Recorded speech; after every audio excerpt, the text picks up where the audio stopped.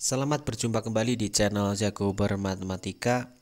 Seperti biasa, dalam channel ini kita akan bahas soal matematika ataupun soal studi, ataupun kalian ingin request sesuatu boleh tulis di kolom komentar. Pada kesempatan kali ini kita akan coba mengkaji salah satu materi matematika tingkat perguruan tinggi. Ya, meskipun akhir-akhir ini katanya sudah mulai ditransfer ke anak SMA kelas 3 atau kelas 2 di sekolah-sekolah yang bonafit. Ya, kita akan coba bahas itu. Mungkin ada teman-teman yang tertarik. Materinya mengenai analisis kompleks. Ini salah satu materi wajib untuk teman-teman yang sedang menyiapkan diri di Olimpiade PT, ataupun teman-teman yang ingin masuk di S1 di kampus-kampus ternama di luar negeri. Biasanya tesnya mengandung analisis kompleks.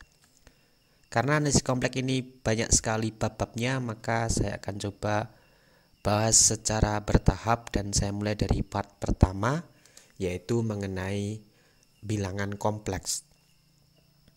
Untuk itu mari kita berkenalan dengan bilangan kompleks terlebih dahulu. Perhatikan diagram sebelah kanan. Ini adalah salah satu representasi dari bilangan kompleks. Di dalam bilangan real kita mengenal diagram kartesius. Maka di dalam bilangan kompleks kelak kita akan mengenal yang namanya diagram argan.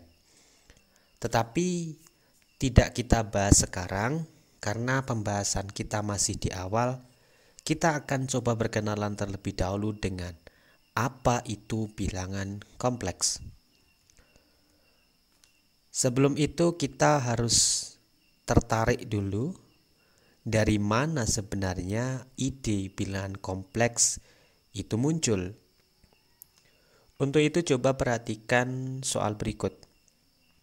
Misal kita diminta untuk menentukan akar-akar dari persamaan x kuadrat dikurang 1 sama dengan 0.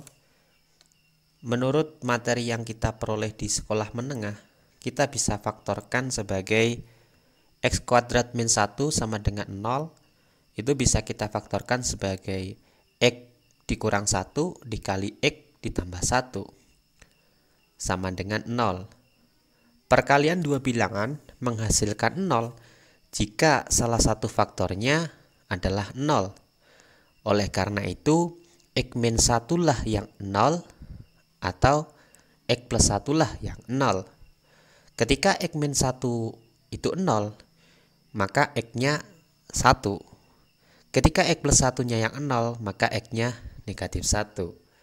Artinya bahwa akar-akar persamaannya adalah 1 atau negatif 1. Perhatikan contoh selanjutnya.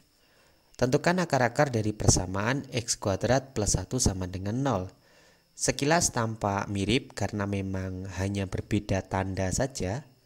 Tetapi faktanya kita tidak bisa serta-merta menerapkan algoritma yang sama. Karena x kuadrat plus 1 tidak dapat kita faktorkan, maka kita menggunakan prinsip pindah ruas atau pengurangan di kedua ruas dengan bilangan yang sama. Kita bisa kerjakan dengan cara seperti ini. X kuadrat tambah 1 sama dengan 0, kita pindah 1 ke sebelah kanan, atau kita kurangkan kedua ruas dengan 1, kita peroleh x kuadrat sama dengan negatif 1. Menggunakan algoritma yang pernah kita peroleh di sekolah menengah, kita bisa memperoleh nilai x apabila kita tarik akar pada kedua ruas. Karena di sini bilangan yang kuadratnya sama dengan negatif 1, maka bilangan itu haruslah plus minusnya. Artinya negatifnya juga merupakan akarnya nanti. Negatif 1 ditarik akar sehingga kita peroleh x sama dengan plus minus akar negatif 1. Sampai sini kita kemudian muncul pertanyaan, bilangan apa ini? Tentu kita mengenal di dalam sekolah menengah, kita tahu bahwa akar itu tidak boleh negatif isinya. Paling kecil 0. Kenapa akar dari bilangan itu tidak boleh negatif?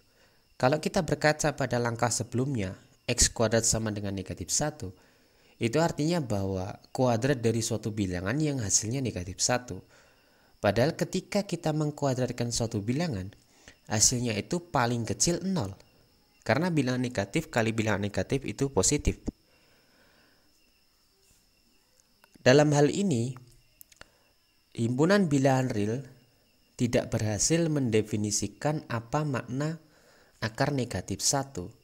Dan disinilah muncul himpunan bilangan baru yang disebut sebagai himpunan bilangan kompleks.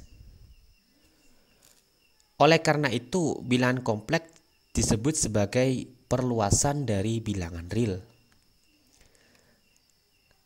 Dalam hal ini didefinisikan akar negatif 1 sebagai I atau bilangan imajiner satuan. Oleh karena itu, X yang tadinya adalah plus minus akar negatif 1 bisa kita tulis sebagai plus minus I dalam kacamata himpunan bilangan kompleks. Artinya apa? Ketika kita coba lihat di slide sebelumnya, X kuadrat sama dengan negatif 1 mengakibatkan X sama dengan plus minus akar negatif 1 yang sama dengan plus minus I. Artinya apa? Artinya kalau kita kembali ke sebelah kiri, haruslah berlaku juga X kuadrat sama dengan negatif 1.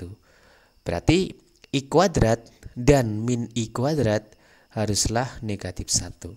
Nah, ini akibat yang kita peroleh. Jadi ada dua hal yang perlu diingat, bahwa I sama dengan akar negatif 1, kemudian I kuadrat itu sama dengan negatif 1. Sebagai latihan, coba tentukan akar-akar persamaan dari 2x kuadrat plus 10 sama dengan 13. Selanjutnya kita akan berkenalan lebih dekat dengan himpunan bilangan kompleks. Himpunan bilangan kompleks yang dinotasikan sebagai C besar seperti ini, itu adalah himpunan dari seluruh bilangan yang bisa dinyatakan dalam bentuk A plus IB. Dalam hal ini kita menotasikan suatu bilangan kompleks bagi Z. Siapa A, siapa B, siapa I. A dan B-nya adalah bilangan real, kemudian I-nya adalah akar negatif 1. Dari sini sudah tampak bahwa bilangan kompleks dan bilangan real itu sangat erat kaitannya. Tanpa bilangan real, bilangan kompleks tidak pernah terbentuk. Dalam beberapa literatur, A itu dituliskan sebagai re Z atau bagian real dari bilangan kompleks Z. B sering ditulis sebagai im Z atau bagian imajiner dari bilangan kompleks Z. Mudah diperiksa bahwa bila bagian imajiner dari satu bilangan kompleks adalah 0, maka Z merupakan bilangan real. Karena Z akan sama dengan A dan A-nya bilangan real. Sebaliknya, bila bagian realnya yang 0, maka bilangan kompleks itu disebut sebagai bilangan imajiner murni. Ini perlu diingat untuk teman-teman mungkin yang mau lomba, misalkan di istilah lomba langsung disebutkan sebuah bilangan imajiner murni, artinya bahwa bilangan itu tidak mengandung bagian real. Kesamaan bilangan kompleks terjadi apabila bagian realnya sama antara yang diperbandingkan dan bagian imajinernya juga harus sama. Ya, di sini kata dan ini artinya bahwa dua kondisi ini harus dipenuhi secara bersamaan. Pertanyaannya adalah apakah 2 plus 3i itu sama dengan 3i plus 2? Coba kalian jawab di kolom komentar. Selanjutnya kita akan coba berkenalan dengan operasi-operasi dasar, operasi elementer di dalam himpunan bilangan kompleks. Kita mulai dari operasi penjumlahan dan perkalian. Misalkan kita punya dua bilangan kompleks yaitu Z1 dan Z2, di mana Z1 dinotasikan atau didefinisikan sebagai A1 plus B1i dan Z2 didefinisikan sebagai A2 plus B2i. Maka menurut himpunan bilangan kompleks, Z1 ditambah Z2 itu artinya bahwa bagian realnya dijumlahkan ditambah bagian imajinernya juga dijumlahkan. Jangan lupa menuliskan I di sini.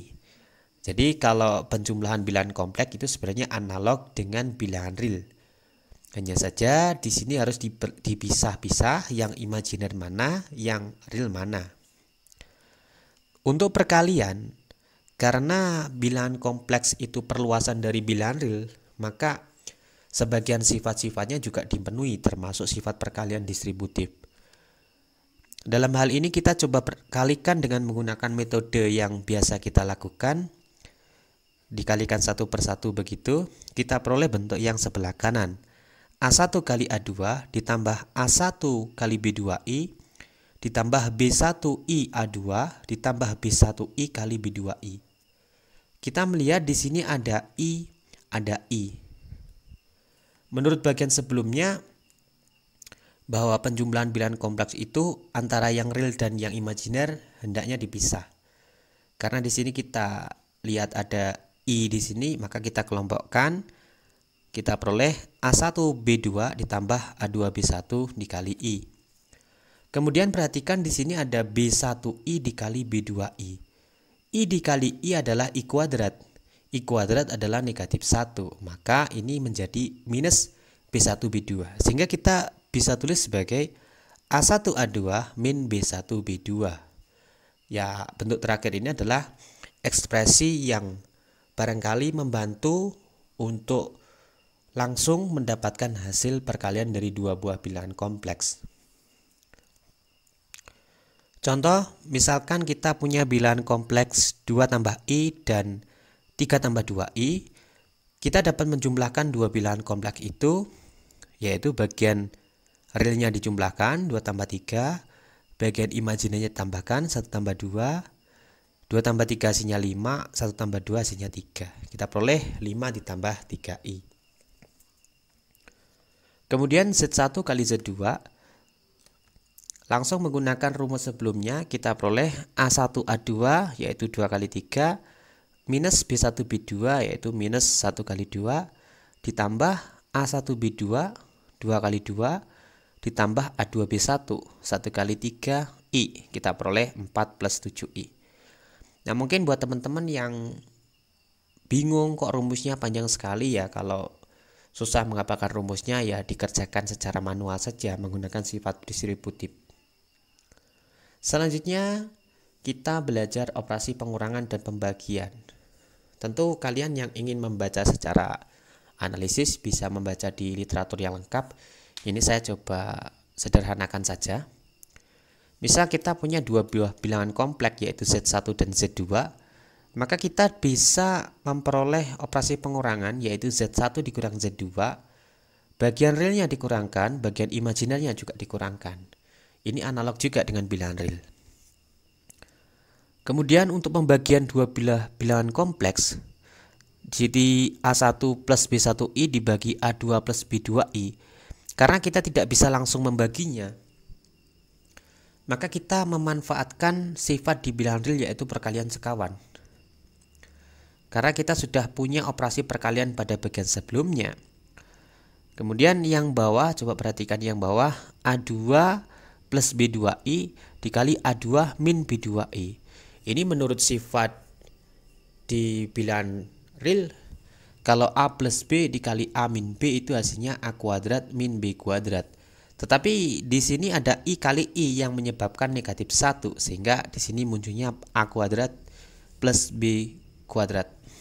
Indeksnya 2. Untuk yang sebelah atas menggunakan rumus yang sebelumnya bisa kalian cek sendiri.